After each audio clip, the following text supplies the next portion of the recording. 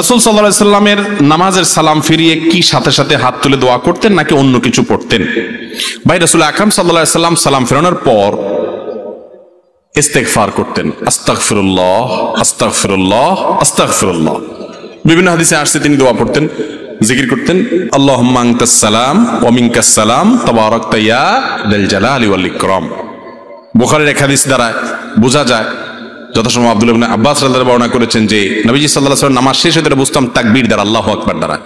আমি আজও পর্যন্ত কোনো হাদিস পাই নাই যে নবী করিম সাল্লাল্লাহু আলাইহি সাল্লাম সালাম ফেরানোর পর সাহাবীরা বলেছেন যে তিনি সালাম ফেরানোর পর আমাদের সবাইকে নিয়ে হাত তুলেছেন, আমরাও তার সাথে হাত তুলে আমিন আমিন বলতাম। এটা তিনি করতেন। কানান নবী সাল্লাল্লাহু আলাইহি সাল্লাম ইয়াফআল কাযা। নামাজ তো প্রকাশ্যে করার জিনিস। তিনি যদি জীবনে 2, 10 বার 20 বারও বলতেন তাহলে অন্তত 2-4 হাজার হাদিস আসতো, কারণ এত মানুষ দেখছে। অথচ নবীজি সাল্লাল্লাহু আলাইহি সাল্লাম নামাজের পরে কি দোয়া পড়তেন সেগুলোর ব্যাপারে বহু হাদিস আছে, কিন্তু তিনি সাথে সবাইকে নিয়ে এইভাবে আমাদের মতো ট্র্যাডিশনাল দোয়া করতেন বলে প্রমাণ পাওয়া আমি অন্তত পাই না। কেউ পাইলে দেখেন। জোড়া তালি দিয়া এখান থেকে এক হাদিস, ওখান থেকে এক হাদিস, এরকম জোড়া তালি দিয়া প্রমাণ করে অনেকে আমরা।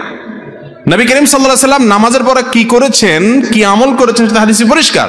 যদি সেটা করে থাকেন অবশ্যই আসবে, কিন্তু মনে রাখবেন নামাজের পরে দোয়া কবুল হয়। কোনো মানুষ সালাম ফেরানোর পর ফরজ নামাজের পর আল্লাহর কাছে চায়া দোয়া করতে পারে। দোয়া কবুলের খুব দারুণ একটা জায়গা, এটা করা ভালো।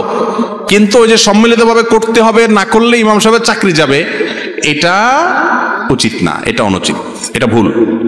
আবার কোন এলাকাতে এটা প্রচলিত আছে, সেখানে গিয়ে আপনি ভেজাল লাগাই দিলেন, ফতোয়া দিয়া বোঝানো ছাড়া, বিশ্লেষণ করা ছাড়া, সেটা আরেক ভুল। আল্লাহ তাআলা আমাদেরকে সব ভুল থেকে বেঁচে থাকার তৌফিক দান করুন।